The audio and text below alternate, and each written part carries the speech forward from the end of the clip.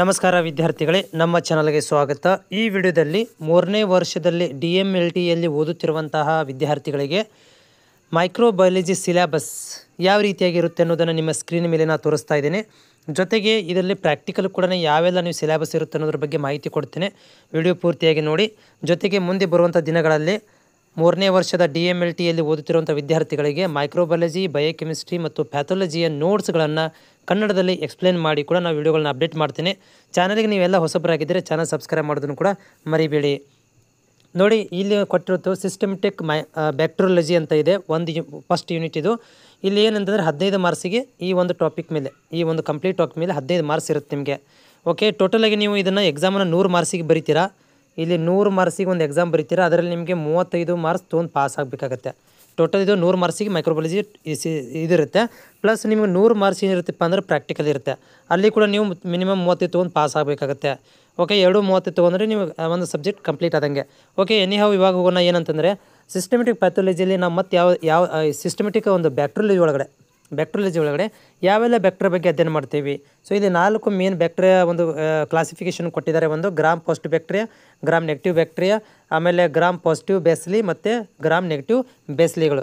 So ಇಲ್ಲಿ gram positive ಬ್ಯಾಕ್ಟೀರಿಯಾದಲ್ಲಿ ಯಾವೆಲ್ಲ ಬರ್ತವೆ. ಸೊ ಗ್ರಾಮ್ ಪಾಸಿಟಿವ್ ಬ್ಯಾಕ್ಟೀರಿಯಾ ಒಳಗಡೆ ಸ್ಟೆಫ್ಲೋಕೋಕಸ್ ಆರಿಯಸ್ ನಿಮೋನಿಯಾ ಈ ರೀತಿಯಾಗಿ ಬರುತ್ತೆ. ಮತ್ತು ಸ್ಟ್ರೆಪ್ಟೋಕಾಕ್ಸೈಗಳು ಬರ್ತವೆ, ಮತ್ತು ನ್ಯೂಮೋಕಾಕ್ಸೈಗಳು ಬರ್ತವೆ ಇದರಲ್ಲಿ.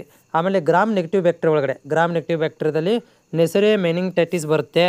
ಮೆನಿಂಗಿಟೈಟಿಸ್ ಕೂಡ ಒಂದು ಟೈಪ್ ಆಫ್ ಬ್ಯಾಕ್ಟೀರಿಯಾ. ಮತ್ತು ನೆಸೆರಿಯಾ ಗೊನೋರಿಯಾ ಅನ್ನೋದು ಅಥವಾ ಗೋನೋಕಾಕ್ಸೈ ಅಂತ ಕರಿತೀವಿ, ಅದು ಕೂಡ ಇಲ್ಲಿ ನೀವು ಇಲ್ಲಿ ಓದ್ತೀರಾ. ಅದು ಗ್ರಾಮ್ ನೆಗೆಟಿವ್ ಕಾಕ್ಸೈ ಒಳಗಡೆ. ನೆಕ್ಸ್ಟ್ ಬರುವಂಥದ್ದು ಗ್ರಾಮ್ ಪಾಸಿಟಿವ್ ಬೇಸಿಲಿ. ಇದರಲ್ಲಿ ಕ್ಲಸ್ಟ್ರಿಡಿಯಂ ಡಿಪ್ತೀರಿಯಾ ಓದ್ತೀವಿ. ಆಮೇಲೆ ಕ್ಲಸ್ಟ್ರಿಡಿಯಂ ಟಿಟಾನಿಸ್ ಅಥವಾ ಟಿಟಾನಿ ಅಂತ ಕೂಡ ಅದು type of bacteria. Next gram negative bacilli ಒಳಗಡೆ ಇಂಟೆರೋ ಬ್ಯಾಕ್ಟೀರಿಯಾ ಬರ್ತೀವಿ. ಆಮೇಲೆ ವಿಬ್ರಿಯೋ ಕೊಲೆರಾ ಬರುತ್ತೆ, ಸೂಡೋಮೊನಾಸ್ ಬರ್ತವೆ, ಮತ್ತು ಮೈಕೋಬ್ಯಾಕ್ಟೀರಿಯಂ ಟ್ಯೂಬರ್ಕುಲೋಸಿಸ್ ಬಗ್ಗೆ ಇದರಲ್ಲಿ ಅಧ್ಯಯನ ಮಾಡ್ತೀವಿ.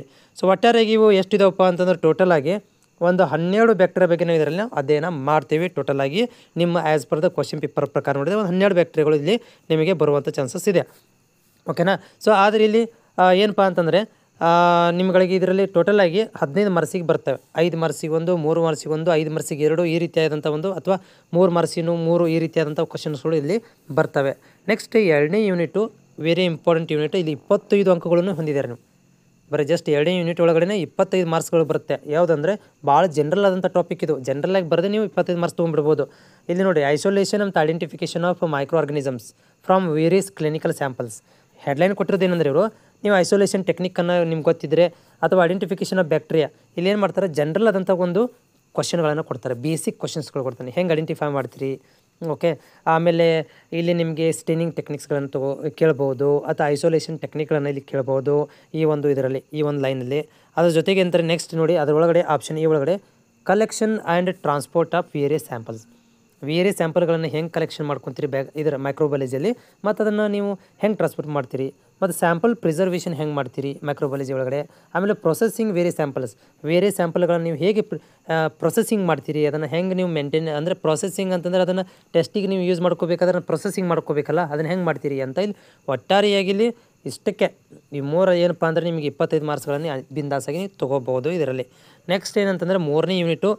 ಓಕೆ, ಸೊ ಕ್ವಾಲಿಟಿ, ಇದು ಕೂಡ ಜನರಲ್ ಆದಂಥ ಟಾಪಿಕ್ ಇದ್ದಂಗೆ ಇವು ಆರಾಮಾಗಿ ಪಾಸ್ ಆಗಿಬಿಡ್ಬೋದು ಬರೋದು. Quality and bio medical waste disposal management system 10 marks ಇದೆ. ತುಂಬ ಜನರಲ್. ಕ್ವಾಲಿಟಿ ಕಂಟ್ರೋಲ್ ಹೆಂಗೆ ಅಂದ್ರೇನು. ಓಕೆ, ಯೂನಿವರ್ಸಲ್ ಪ್ರಿಕಾಷನ್ ಏನು ಮಾಡಬೇಕು, ಲ್ಯಾಬಲ್ಲಿ ಇರಬೇಕಾದ್ರೆ ಏನೆಲ್ಲ ಪ್ರಿಕಾಷನ್ ತೊಗೋಬೇಕು, ಲ್ಯಾಬಲ್ಲಿ ನೀವು ವೇಸ್ಟ್ಗಳನ್ನು ಹೆಂಗೆ ಡಿಸ್ಪೋಸಲ್ ಮಾಡ್ತೀರಿ. ಓಕೆ, ಅದನ್ನು ಹೇಳ್ತಾಯಿಲ್ಲ ನಾವು. ಸೊ ಅಲ್ಲಿ ನಾವು ವೇಸ್ಟ್ ಮ್ಯಾನೇಜ್ಮೆಂಟ್ ಡಸ್ಟ್ಬಿನ್ಗಳಿರ್ತವೆ, ಅವನ್ನ ಅಥವಾ ಅದರಲ್ಲಿ ಯಾವ ರೀತಿಯಾದಂಥವನ್ನು ಸಗ್ರಿಗೇಷನ್ ಮಾಡ್ಕೊತೀವಿ ಅನ್ನೋದ್ರ ಬಗ್ಗೆ ಇಲ್ಲಿ ಜನರಲಾಗಿ ಬರೀಬೇಕಾದ್ರೆ 10 ಮಾರ್ಕ್ಸ್ ಇರುತ್ತೆ.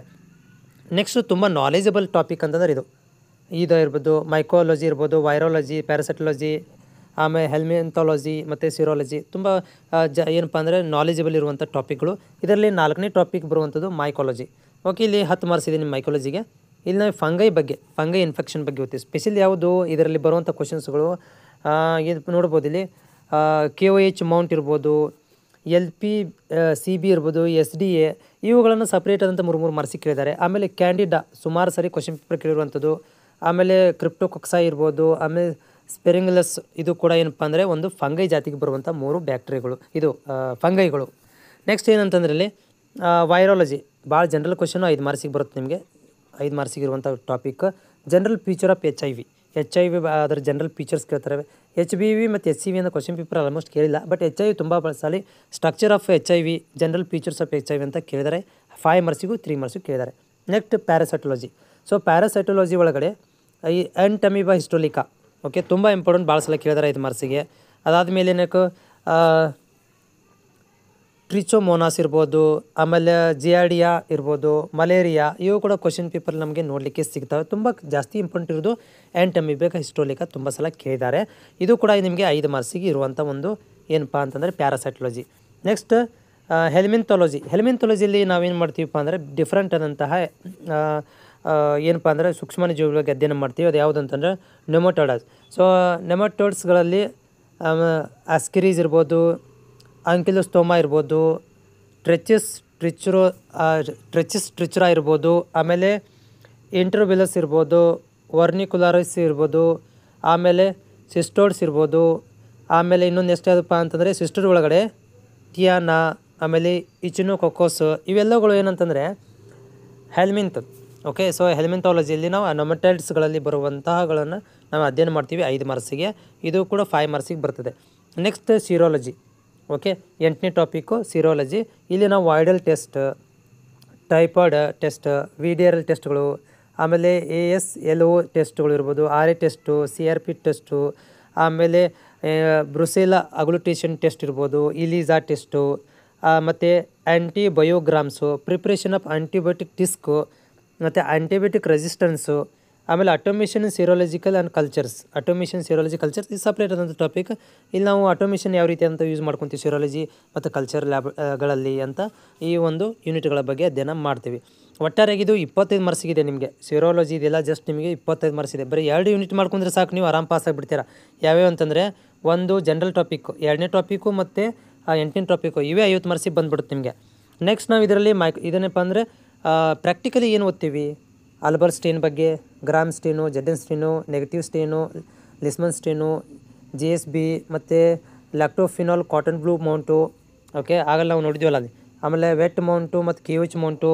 ಆಮೇಲೆ ಸಿರೋಲಜಿ ಒಳಗಡೆ ವೈಡಲ್ಲು, VDRL, RA, CRP, ಆಮೇಲೆ ASO, latex agglutination, ELISA test, stool examinations, ಇವೆಲ್ಲಗಳು ಆಮೇಲೆ ಸೆನ್ಸಿಟಿವ್ ಟೆಸ್ಟ್ಗಳನ್ನ, ಇವೆಲ್ಲಗಳನ್ನು ಇಲ್ಲಿ ನಾವು ಅಧ್ಯಯನ ಅಂದರೆ ಜರ್ನಲಲ್ಲಿ ನೋಟ್ ಮಾಡ್ಕೊತೀವಿ. ಸೊ ಡಿಸ್ಟ್ರಿಬ್ಯೂಷನ್ ಯಾವ ರೀತಿಯಾಗಿರುತ್ತೆ ಅಂದರೆ ಇಲ್ಲಿ ಮಾರ್ಕ್ಸ್ ಡಿಸ್ಟ್ರಿಬ್ಯೂಷನ್ ಸ್ಪಾಟ್ರಿಗೆ 20 ಮಾರ್ಕ್ಸ್ ಕೊಡ್ತಾರೆ, ಸಿರೋಲಜಿಗೆ 20 ಮಾರ್ಕ್ಸು ಬರ್ತವೆ, ಸ್ಟೂಲ್ ಎಕ್ಸಾಮಿನೇಷನ್ಗೆ 20 ಮಾರ್ಕ್ಸು, ಜೆಡೆನ್ ಸ್ಟೇನಿಗೆ 20 ಮಾರ್ಕ್ಸು, ಆಮೇಲೆ ಸೆನ್ಸಿಟಿವ್ ಟೆಸ್ಟಿಗೆ 10 ಮಾರ್ಕ್ಸು, ರೆಕಾರ್ಡಿಗೆ 10 ಮಾರ್ಕ್ಸ್ ಇರುತ್ತೆ. ಒಟ್ಟಾರೆಗೆ 100 ಮಾರ್ಕ್ಸಿಗೆ ನೀವು ಪ್ರಾಕ್ಟಿಕಲ್ ಎಕ್ಸಾಮ್ನ ಬರೀತೀರಾ. ಓಕೆ, ಇದು ಏನಂತಂದರೆ ನಿಮ್ಮ ಒಂದು ಸಿಲೆಬಸ್. ಓಕೆ, ಒಂದು ಸಲ ನೋಡ್ಕೊಂಬಿಡಿ ಸಿಲೆಬಸ್ ಯಾವ ರೀತಿಯಾಗಿರುತ್ತೆ ಅಂತೇಳಿ. ಸೊ ಇದು ಕೂಡ ನಿಮಗೆ ಈ ಸಿಲೆಬಸ್ ಗೊತ್ತಿದ್ದರೆ ತುಂಬ ಒಳ್ಳೆಯದು. ಯಾಕಂತಂದರೆ ಸಮ್ಟೈಮ್ಸ್ ನೀವು ಕ್ವಶನ್ ಪೇಪರ್ ತೆಗೆದು ನೋಡಿ, ನೇಮ್ ದ ಗ್ರಾಮ್ ಪಾಸಿಟಿವ್ ಕೊಕ್ಸೈ ಅಂತ ಕೇಳಿರ್ತಾರೆ. ನಮಗೆ 3 ನೇಮ್ ಬರೋಕ್ಕೆ ಬರೋಂಗಿಲ್ಲ, ಇಲ್ಲೇ ಕೊಟ್ಟಿದ್ದಾರೆ ಆನ್ಸರ್, ಇಲ್ಲೇ ಆನ್ಸರ್ ಇದ್ದಾವೆ. Name the 3 gram negative Basil ಅಂತ ಕೇಳಿರ್ತಾರೆ, ಇಲ್ಲೇ 3 ಇದ್ದಾವೆ, ಆದರೆ ನಮ್ಗೆ ಗೊತ್ತಿಲ್ಲ. ಸಿಲೆಬಸ್ಸಲ್ಲಿ ನಮ್ಗೆ 3 ಮಾರ್ಕ್ಸ್ 4 ಮಾರ್ಕ್ಸ್ ಬಂದುಬಿಡುತ್ತೆ, 6 ಮಾರ್ಕ್ಸ್ ಬಂದುಬಿಡ್ತವೆ. ಓಕೆ, ಇದು ಟೋಟಲಾಗಿ ಏನಪ್ಪ ಅಂದರೆ ಮೈಕ್ರೋಬಯಾಲಜಿ 3rd ಇಯರ್ದು ಸಿಲೆಬಸ್. ಹೋಪ್ ಇದು ನಿಮ್ಗೆ ಯೂಸ್ಫುಲ್ ಆಗಿದೆ ಅಂತ ಅಂದ್ಕೊಂಡಿದ್ದೀನಿ. ಚಾನಲ್ಗೆ ಹೊಸಬರಾಗಿದ್ದರೆ ಸಬ್ಸ್ಕ್ರೈಬ್ ಮಾಡೋದನ್ನು ಕೂಡ ಮರಿಬೇಡಿ. Thank you.